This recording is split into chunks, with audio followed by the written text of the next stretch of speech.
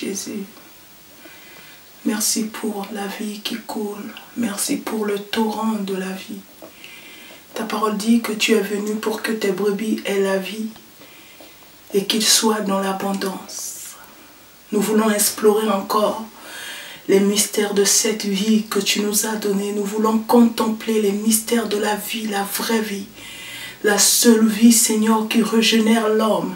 La seule vie qui prend, Seigneur, oh Dieu, quelque chose qui était abîmé et qui le régénère. Je crois au Dieu de la régénération.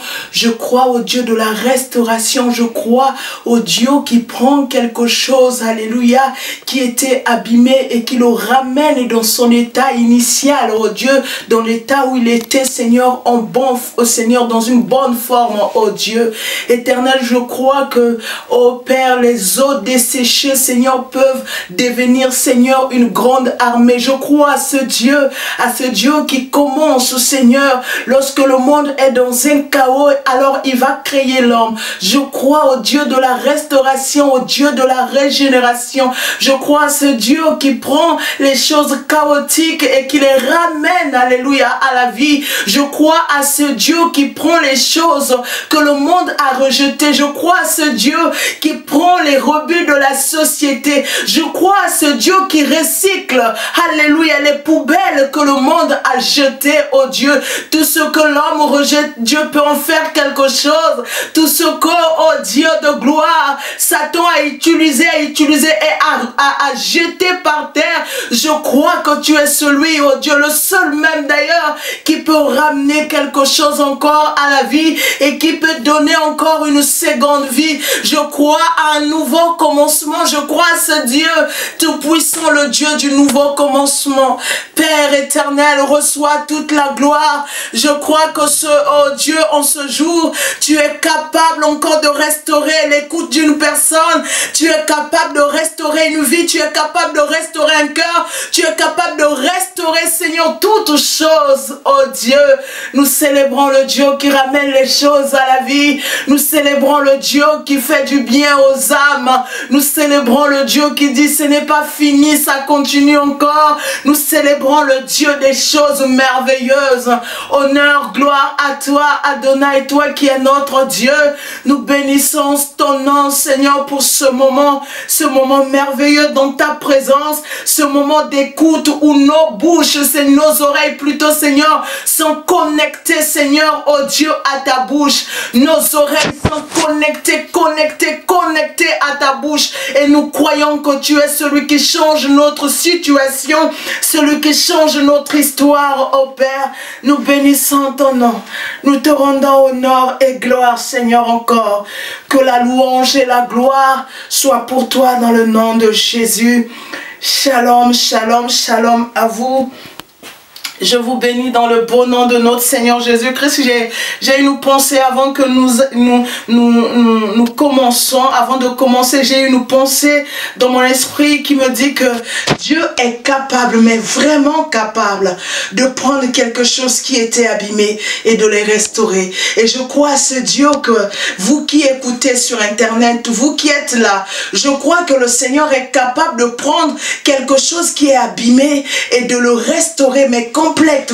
Je crois que si quelqu'un qui a fait le moteur de Ford, de Peugeot, de Renault peut encore donner une seconde vie à ces pièces, à ces moteurs, je crois aussi que celui qui a créé l'homme a encore tant de pièces de rechange pour vous sauver, pour vous guérir, pour restaurer votre vie. Et je le crois de tout mon cœur. Alors je prie que la guérison divine, toi qui écoutes, toi qui es là, soit le partage d'une personne. Je prie que là où vous êtes, l'onction de Dieu arrive et restaure votre vie dans le nom puissant de Jésus-Christ. Oh Seigneur, tu es merveilleux. Nous prenons nos Bibles. Alors, c'est très important d'avoir sa Bible toujours à côté. Vous qui avez vos Bibles, je nous invite à prendre nos Bibles. Je vais lire ici un texte. On va commencer d'abord le verset. On est dans le livre de Exode. On est dans Exode 4. Vous connaissez, je sais que vous connaissez le livre d'Exode. Exode 4, le verset 11 d'abord, la Bible dit: l'Éternel lui répondit: qui a doté l'homme d'une bouche? qui le rend muet ou sourd, voyant ou aveugle? N'est-ce pas moi l'Éternel? C'est le Seigneur en train de parler à Moïse. Le verset 14, la Bible dit ceci. Alors l'Éternel se mit en colère contre Moïse et lui dit, eh bien, il y a ton frère Aaron le Lévite. Je sais qu'il parlera facilement. D'ailleurs, il est déjà en chemin pour venir te trouver. Il sera tout heureux de te voir. Maintenant, le verset 15, c'est ça qui m'intéresse. La Bible dit, tu lui parleras, tu lui mettras des paroles dans la bouche. Et moi, je vous assisterai tous les deux dans ce que vous direz et je vous indiquerai ce que vous aurez à faire. J'aimerais que là, c'est la version Semeur. J'aimerais le lire. Permettez-moi juste le lire parce que je sais que beaucoup de personnes se perdent quand on prend une autre version. Et le verset 15, dans la version Louis Ségon, la Bible dit, tu lui parleras et tu mettras les paroles dans sa bouche. Et moi, je serai avec ta bouche. Vous voyez, ici, on précise bien, on dit, et moi, je serai avec ta bouche et avec sa bouche. Donc, le Seigneur sera avec la bouche de qui?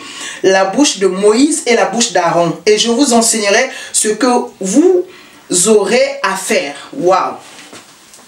Alors, nous sommes dans notre troisième session où nous parlons sur la bouche. J'ai voulu, comme je vous l'ai dit la fois passée, qu'il est important de s'asseoir et de réfléchir dans notre marche chrétienne, surtout de savoir quelles sont les choses qui sont importantes pour nous autant que chrétiens, les choses que nous devons mettre en pratique avant l'arrivée de notre Seigneur.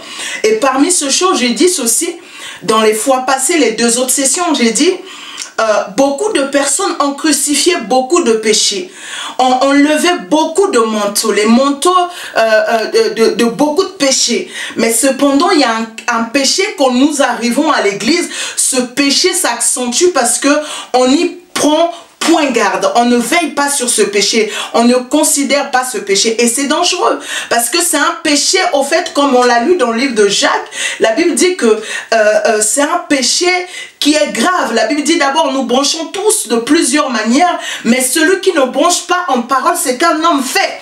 Donc par là, la fois passée, on a vu que celui qui ne bronche pas en parole, ça veut dire que tu peux pécher, mais celui qui maintient ses paroles, celui qui veille, celui qui a le discernement sur ses paroles, c'est un homme fait. C'est un homme qui aura même du mal à faire d'autres péchés. Et donc là, on comprend qu'il y a de ces péchés que nous faisons parce que nous ne contrôlons pas notre bouche. Et cela, c'est encore beaucoup plus traumatisant.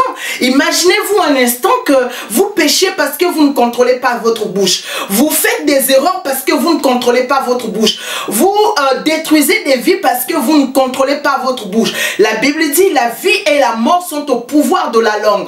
Donc, on comprend, bien aimé, que ce que je dis peut donner la mort à celui qui m'écoute, comme peut donner la vie à celui qui m'écoute. Et je l'ai dit la fois passée que des blessures émotionnelles que nous trimballons dans notre vie sont souvent le résultat des paroles que nos proches nous ont dit. Vous savez, une personne qui te voit dans la rue peut te dire quelque chose, tu vas t'en foutre. Mais quand une personne que tu considères te dit quelque chose, tu auras tendance à être dessus, à avoir mal au cœur, au dire mais pourtant je considère telle personne, mais comment se fait-il qu'il me parle ainsi?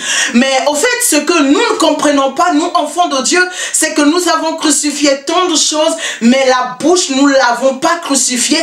Et ça, on le voit par le langage du chrétien. Le chrétien a la facilité d'insulter, le chrétien a la facilité de juger, le chrétien a la facilité de tirer les vers du nez, de la bouche de son frère. Le chrétien a le droit même, et se donne le droit même de piéger. Et il y a tant de péchés. Et l'hypocrisie font partir des péchés de la bouche. Et ça, on le verrait les fois passées, les péchés qui sont liés à la bouche. Mais aujourd'hui, je veux nous emmener quelque part. Vous savez, quand on parle de ces grands hommes, les Moïse, les Abraham, les David, aujourd'hui, nous parlons de David, nous parlons de Moïse et autres, Mais souvent, nous ignorons quelque chose. Ce qui reste de ces personnes-là, ce sont quoi? Ce sont leurs paroles. Ce sont les paroles de ces personnes qui subsistent jusqu'à aujourd'hui.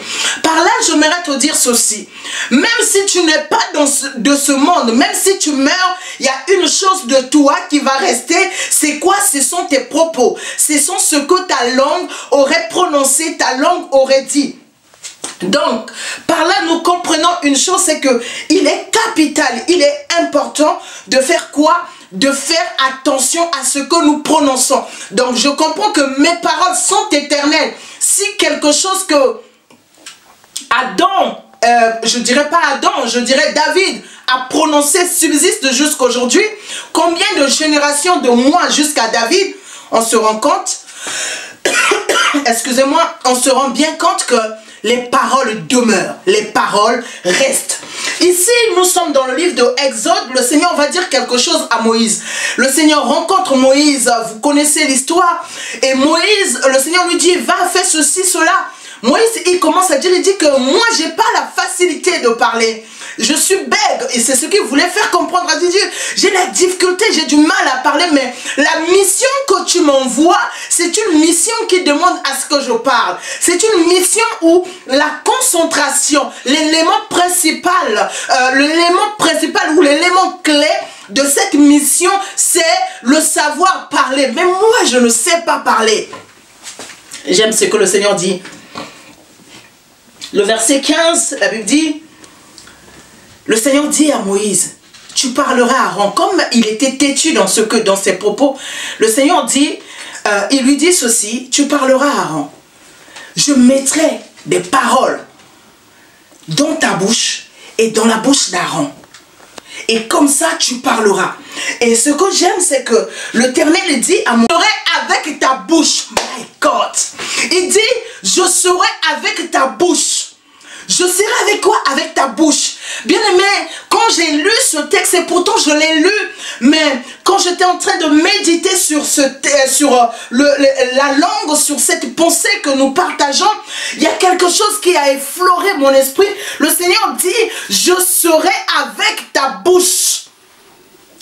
Je me suis dit, mais c'est quoi la bouche pour que Dieu soit avec la bouche?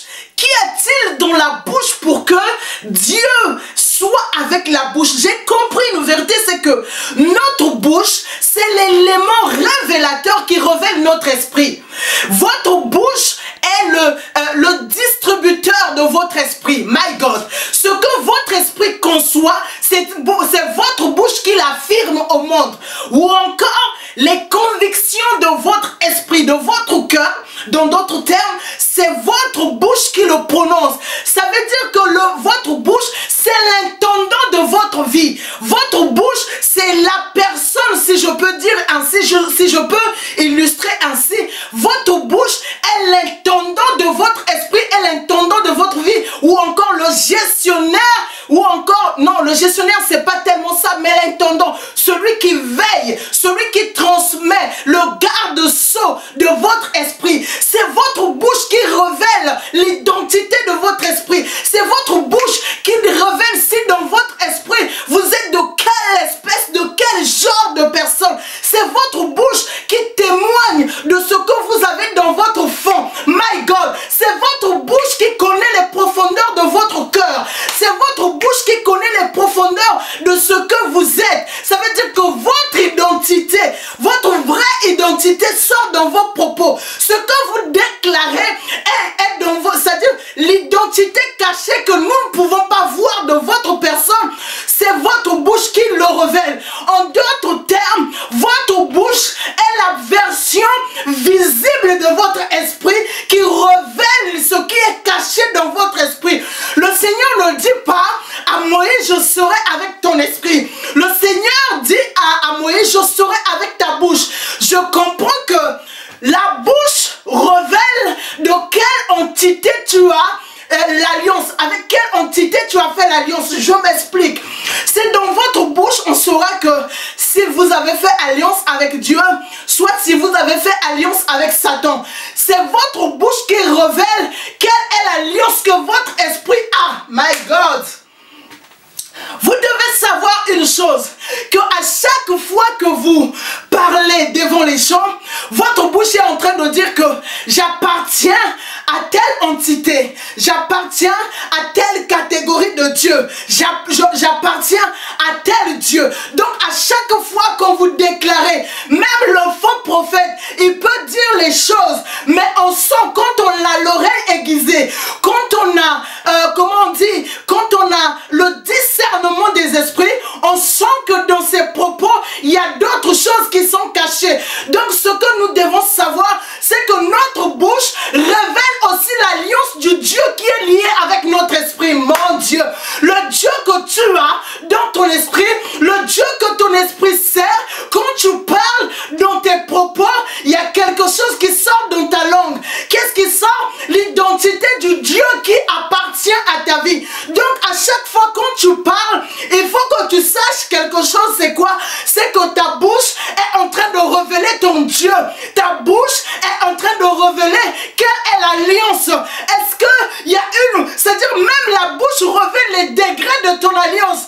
Par ta bouche, quand tu n'as pas de foi, on sent que ton attachement avec ton Dieu n'est pas assez fort. Tu n'es pas vraiment costaud. Mais quand tu es lié avec un Dieu, vous savez, nous pouvons lire, je nous invite à lire, ce texte me vient à l'esprit. On va lire vite fait dans le livre d'Apocalypse 16. On va lire, c'est un texte qui me vient à l'esprit maintenant pendant que je suis en train de parler. La Bible dit ceci, je vais... allons-y, Apocalypse 16. Apocalypse 16, allons-y, Apocalypse 16, le verset 13. La Bible dit ceci. Alors la Bible dit, je vis alors sortir de la gueule du dragon, de celle de la bête et de la bouche du faux prophète, 3 esprits impurs ressemblant à des grenouilles. Je vais lire la version Louis Ségan parce que je sais que moi j'aime bien cette version Semeur. La Bible dit ceci, et je vis sortir de la bouche du dragon. Donc vous voyez, je vis sortir de la bouche du dragon et de la bouche de la bête et de la bouche du faux prophète 3 esprits semblables à des grenouilles. En fait, ici je vais vous illustrer, je vais vous montrer quelque chose. Dans la bouche du dragon, quand le dragon parle, il y a des esprits qui sont liés à son monde qui sortent. Qu'est-ce qui se passe? Quand le faux prophète parle, il y a des esprits impurs qui sortent de sa bouche. Alors, bien aimé, j'aimerais ouvrir une parenthèse.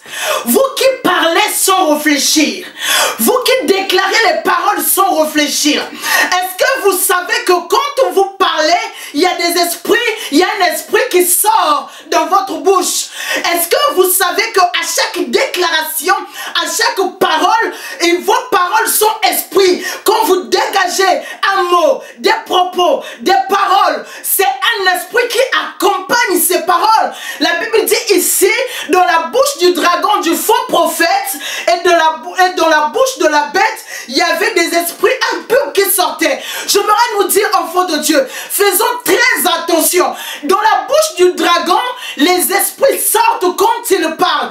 Parce que le dragon est lié avec une entité. Le dragon est lié avec un Dieu. Et donc le dragon ne peut pas parler un autre langage si ce n'est le langage de ton Dieu. Donc toi et moi, nous devons comprendre quelque chose. Nous qui sommes enfants de Dieu, nous avons perdu beaucoup de force. Pourquoi? Nos paroles n'ont plus de puissance. Pourquoi? Parce que nous avons mélangé les paroles de Dieu et les paroles du diable. Alors quand nous parlons, un moment Dieu sort, un moment le diable sort. Nous oublions que quand nous sortons les propos négatifs, les propos qui ne glorifient pas Dieu, nous donnons la place au diable, mais sans le savoir, c'est ce que nous sortons, ce que nous déclarons est en train de nous anéantir, est en train de nous réduire, de nous affaiblir. Et c'est ça ce que l'enfant de Dieu ne sait pas. Vous devez savoir qu'il y a une puissance dans vos déclarations.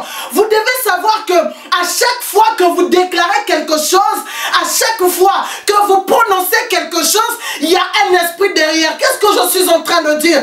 Je suis en train de dire ceci, qu'à chaque fois que l'on parle, il y a une entité qui parle au travers de notre voix. À chaque fois que nous déclarons quelque chose, il y a un Dieu qui parle derrière notre bouche. Ce qui rend nos paroles puissantes, ce sont le Dieu que nous avons fait alliance. Donc notre esprit n'est que le distributeur, my God, du Dieu que nous avons dans notre esprit. Nous avons un Dieu dans notre esprit. La Bible dit quoi? La Bible dit que le Seigneur a dit à Moïse, et a dit à Moïse, je serai avec ta bouche. Le Dieu qui était dans l'esprit, my God, dans l'esprit de Moïse, n'a pas seulement voulu rester dans l'esprit. Qu'est-ce que ce Dieu a fait? Excusez-moi, qu'est-ce que ce Dieu a fait? Ce Dieu est venu faire quoi? C'est-à-dire se poser à côté de la bouche de Moïse. Pourquoi? Pour que Moïse ne parle pas n'importe comment. Pour que les paroles de Moïse soient puissantes. Pour que les paroles de Moïse détruisent Pharaon et tous ses dieux. Parce que Dieu savait, quand vous le mettez dans votre bouche, my God, les ennemis ne pourront pas résister. Quand vous mettez Dieu devant votre bouche, alléluia, c'est alors la puissance et le pouvoir sera manifeste. Pourquoi nous ne manifestons pas la gloire de Dieu? Justement parce que Dieu n'est pas dans notre bouche. Nous avons appris beaucoup de choses. Nous sommes venus dans les églises. Nous nous sommes conformés à beaucoup de choses. Mais nous avons oublié de mettre Dieu dans notre bouche. Quand Dieu n'est pas dans ta bouche, tu ne peux pas être une personne puissante. Quand Dieu n'est pas dans ta bouche, tu ne pourras pas dominer. Quand Dieu siège dans ta bouche, alors là, tu te trouves devant la mer rouge. Dieu ne te dira pas, il n'y aura pas de défis. Dieu dira qu'il y aura au contraire des défis. Il y aura les défis des pharaons qui vont suivre. Il y aura les défis de la mer qui seront debout, devant plutôt. Mais quand Dieu est devant votre bouche, oh my God, Dieu frayera des chemins dans les endroits improbables, dans les endroits où vous ne pouvez même pas penser. Alléluia. Que celui qui a Dieu dans sa bouche, du rocher l'eau peut sortir, my God. Celui qui a Dieu dans sa bouche, la manne peut tomber du ciel. Quand Moïse montait sur la montagne pour supplier Dieu, Dieu était obligé d'écouter. Pourquoi? Parce que Dieu lui-même était dans la bouche de Moïse. Ça veut dire que Dieu intercédait avec Dieu.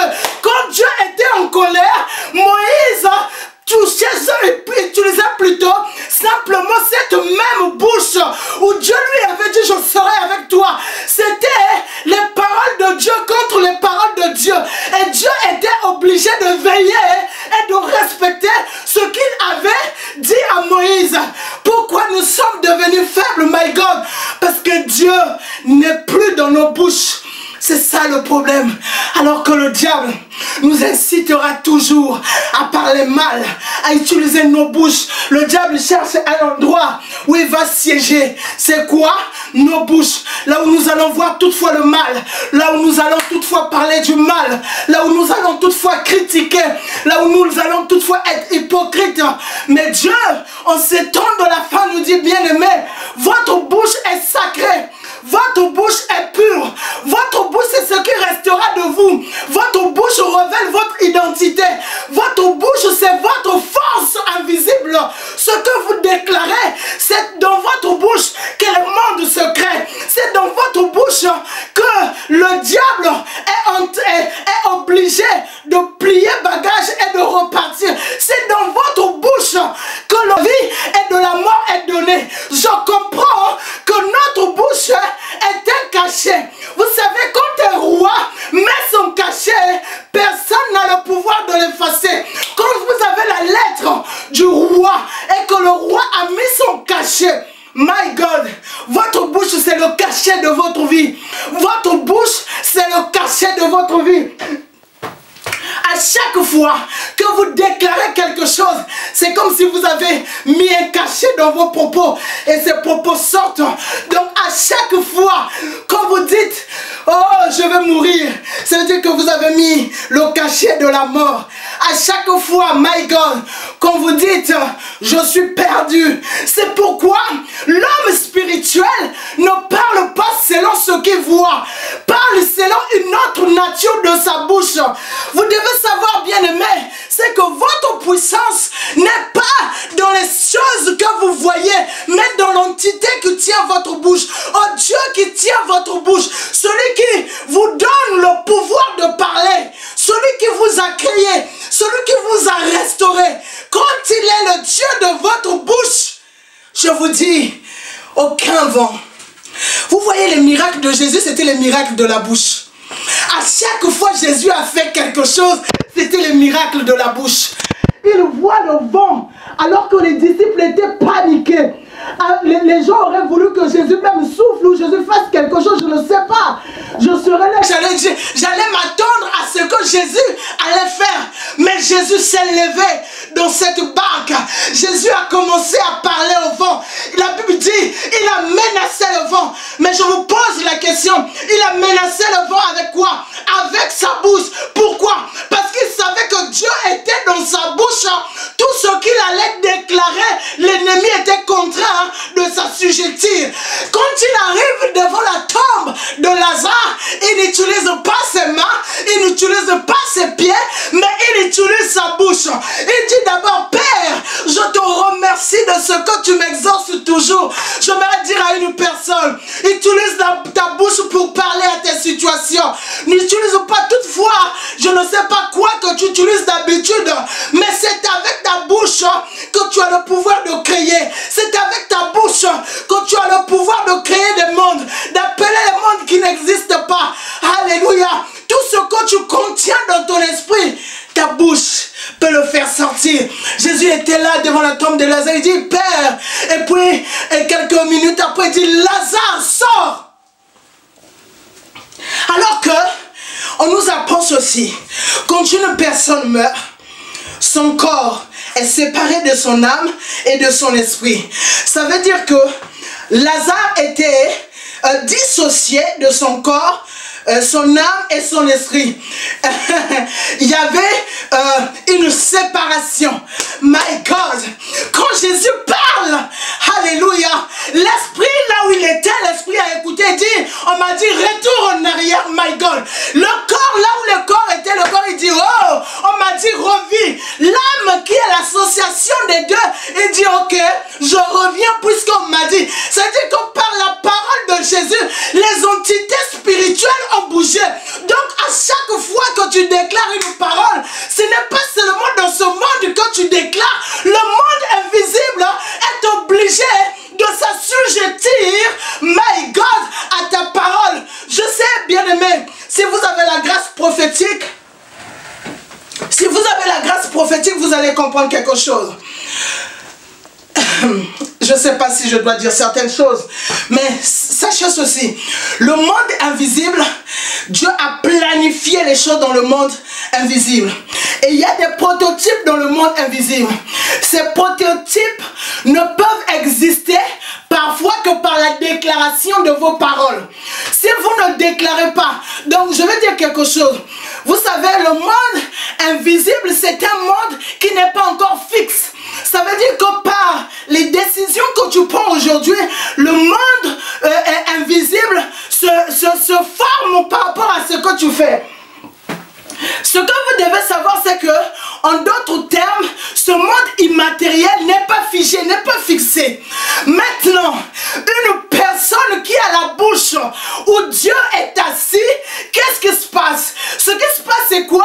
C'est que quand cette personne parle, c'est comme si les choses dans le monde spirituel n'étaient pas encore fixées, mais par la déclaration de tes paroles, tu es en train de valider et de consolider, de fixer ce qui était invisible. Ça veut dire que quelque chose qui était encore, qui n'était pas fixe, qui n'était pas encore bien ancré, quand tu déclares, quand tu prononces, en d'autres termes, ta bouche crée les choses et fixe les choses du monde invisible et du monde visible. Donc ce que tu dois savoir, c'est que s'il y a quelque chose auquel tu dois veiller, s'il y a quelque chose auquel tu dois faire très attention, la chose la plus dangereuse en toi, c'est ta bouche.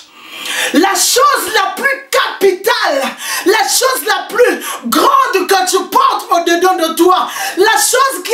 pouvoir de créer les mondes, de supprimer les mondes. Ça s'appelle ta langue et ta bouche. C'est pourquoi Jacques dira, on le verra dans les jours à venir, Jacques dit que la langue, c'était un petit, c'est un truc tellement petit, mais qui peut créer des dégâts énormes, qui peut détruire beaucoup de choses, qui peut renverser beaucoup de choses. Bien-aimés, vous devez faire très attention, et surtout quand vous savez que vous avez Dieu dans votre bouche. Même quand vous parlez mal d'une personne, faites attention.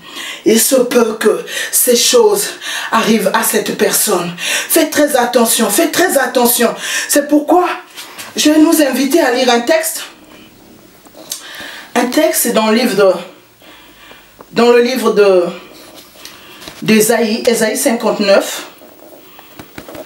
Ésaïe 59, le temps de trouver. Le verset 21. Alors, la Bible dit ceci. Voici mon alliance avec eux, dit l'Éternel.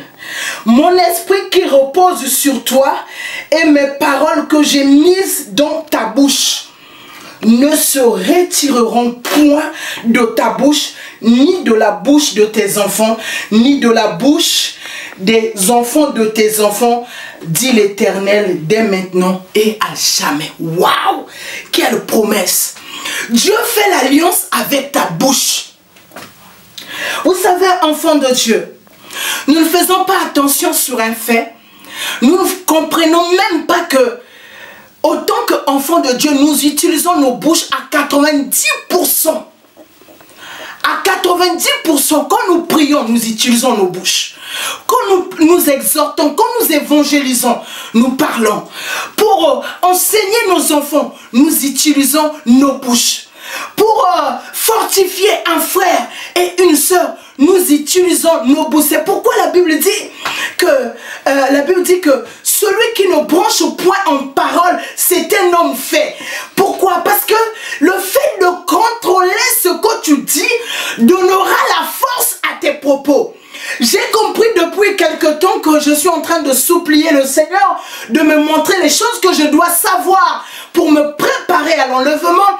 Quand le Seigneur a commencé à me parler sur la bouche, j'ai compris que moi-même, j'ai détruit beaucoup de choses de ma vie. Pourquoi? Parce qu'il y avait des insultes, il y avait des choses qui ne glorifiaient pas Dieu.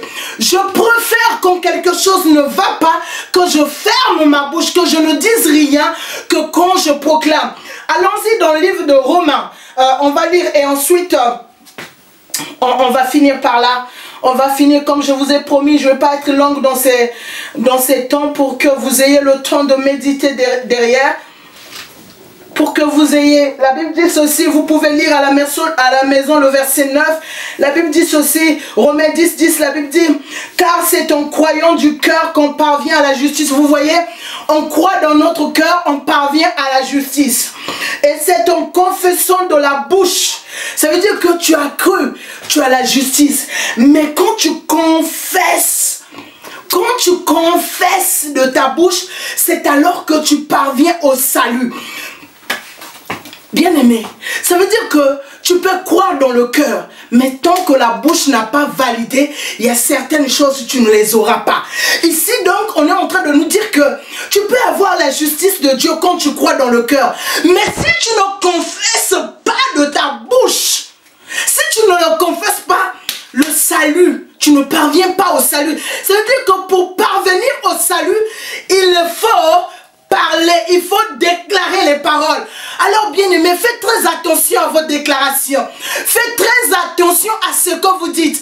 Au risque de me répéter, je veux simplement dire aux enfants de Dieu, pendant longtemps le diable s'est assis et il s'est assis dans nos bouches. Il a pris le contrôle de nos bouches. Oublions que notre bouche c'est le volant de notre destinée, comme je l'ai dit les fois passées.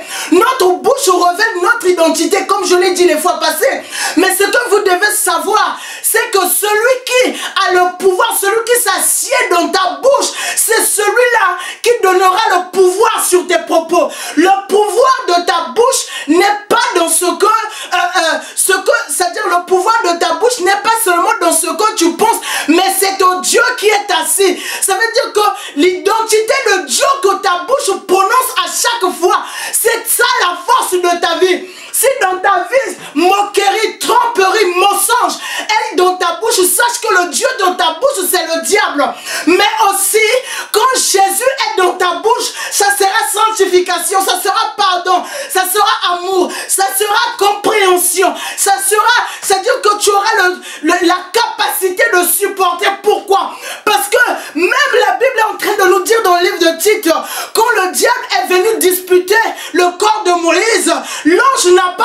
injuriés, alors que le diable est venu avec les propos injurieux. Bien-aimé, faites très attention. Aujourd'hui, je vois tout et beaucoup de choses. Tu es enfant de Dieu, champion en insulte. Tu es enfant de Dieu, champion en mensonge. Qui est le Dieu qui est assis sur ta bouche? Qui est le Dieu qui a pris position sur tes paroles? Qui est le Dieu qui a la domination? C'est là la force de ta vie. La force de ta vie, c'est les propos que tu dis qui révèlent l'entité qui est liée avec toi. C'est ça la force de ta vie. Si tu comprends pourquoi tes prières ne sont pas exaucées, si tu te poses les questions, pourquoi quand je parle les choses n'arrivent pas, alors commence à examiner ta bouche, commence à te poser la question, qui est le Dieu qui est assis sur ta bouche?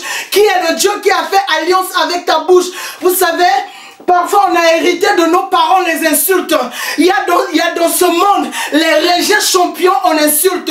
Quand tu vas dans ces régions-là, on insulte, ils sont le numéro 1. Quand ils t'insultent, tu as même envie de te suicider. Pourquoi? Parce que le diable s'est assis dans leur bouche. Le diable a pris position dans leur bouche. Alors faisons attention. Faisons attention quand nous parlons à nos enfants. J'ai entendu 10 000 personnes qui me disaient, j'ai eu des émotions, c'est-à-dire des blessures intérieures parce que ma mère me parlait mal. Je n'ai pas fait grand chose de ma vie parce que j'ai tellement entendu les propos, tu ne réussiras pas, tu ne réussiras pas. Tu sais ce que tu dis, mais tu ne comprends pas ce que ta vie, tes paroles créent dans l'autre. Est-ce que tes paroles apportent la mort à chaque fois que tu parles? J'ai appris ces derniers temps à me taire. Même dans l'assemblée de Dieu, quand quelque chose n'allait pas, je préfère me taire. Pourquoi? C'est parce que je sais que Dieu utilise ma bouche dans la prophétie. Dieu utilise ma bouche dans la prédication. Et si je me mets à aussi parler mal de certaines personnes, oh mon Dieu, je suis en train de donner la chaise de Dieu au diable. C'est pourquoi parfois je préfère me taire.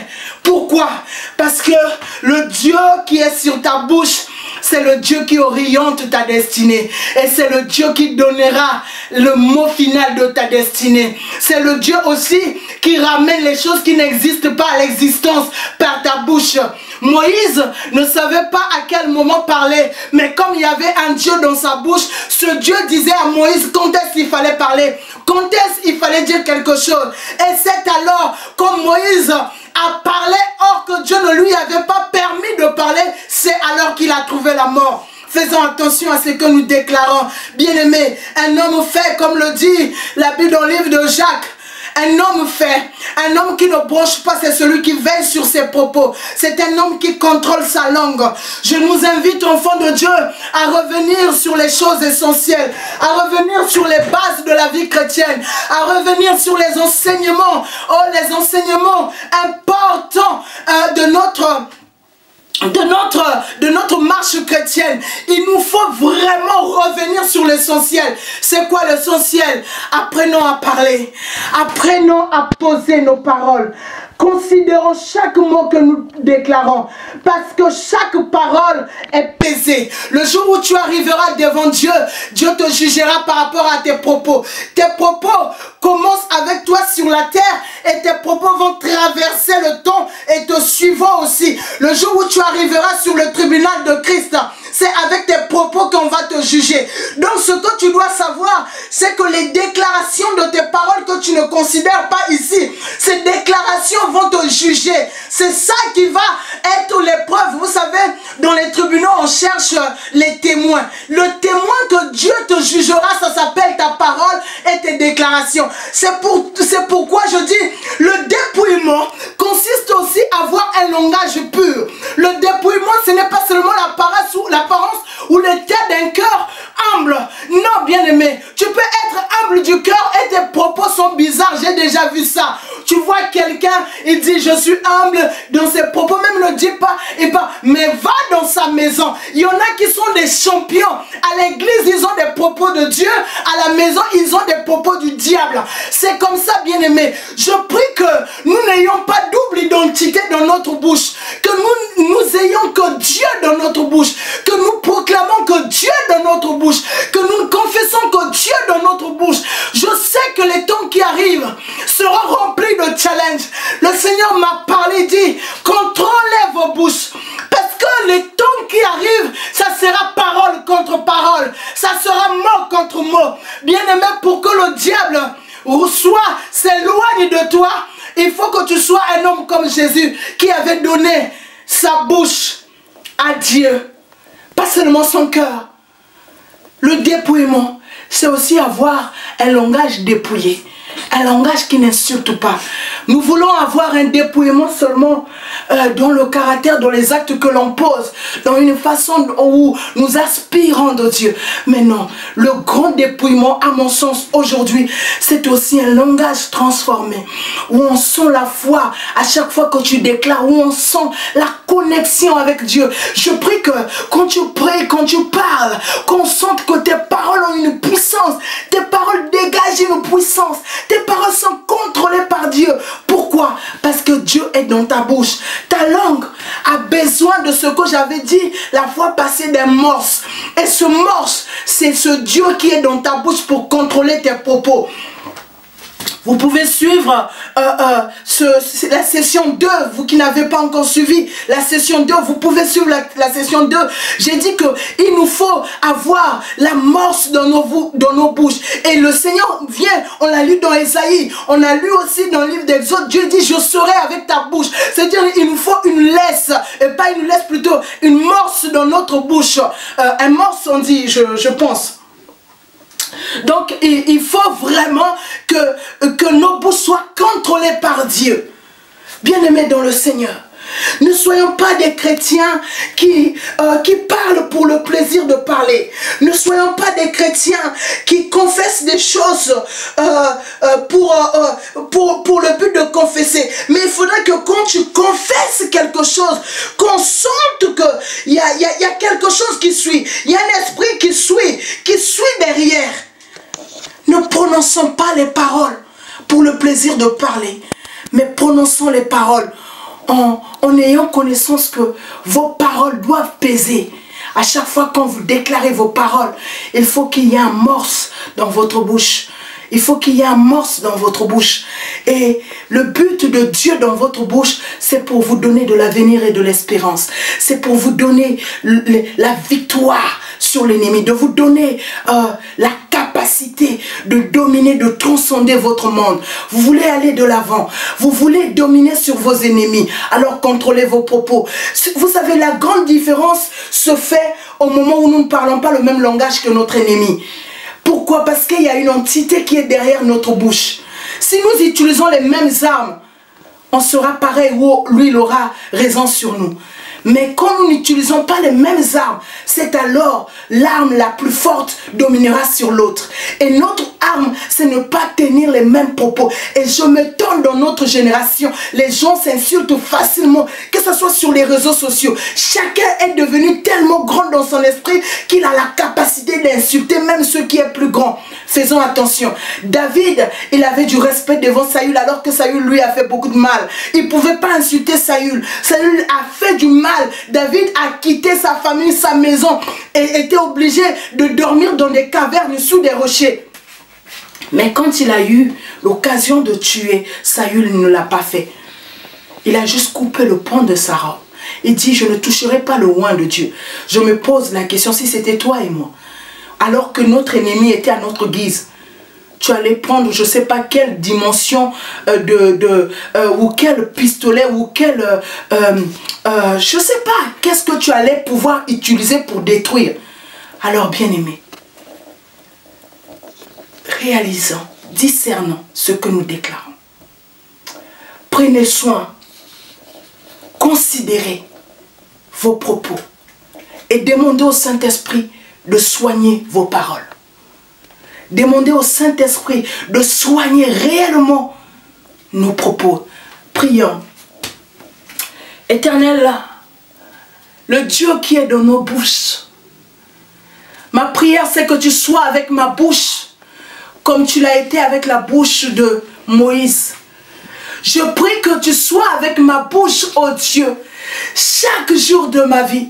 Que tu ne quittes pas ma bouche. Sois le discernement dans ma bouche. Que ma bouche ne proclame pas les paroles insensées. Que ma bouche ne confesse pas, Seigneur, les paroles qui détruisent. Seigneur, sois avec ma bouche, oh Dieu. Sois le Dieu de ma bouche. Veille sur ma bouche, oh Seigneur. Sois celui qui prend soin, Seigneur. Je prie pour un frère, une sœur qui, Seigneur, utilise sa bouche, Seigneur, pour insulter, pour faire du mal, pour tromper, Seigneur, pour trahir. Alors que, Seigneur, oh Dieu de gloire, nous avons tant fait de mal aux autres parce que nous avons des trahisons, Seigneur, oh Dieu, dans nos bouches. Je prie, Seigneur, que tu restaures, Père de gloire, restaure nos bouches, restaure nos propos, restaure nos phrases, que nous ayons tes paroles, oh Dieu. Nous voulons parler comme toi, nous voulons avoir, Seigneur, ton discours, nous voulons, Seigneur, confesser dans le nom de Jésus, tes paroles à toi. Seigneur, je te bénis et je te rends toute la gloire. Dans le nom de Jésus, nous avons ainsi prié. Soyez bénis, contrôlez vos propos, contrôlez vos bouches. Soyez bénis.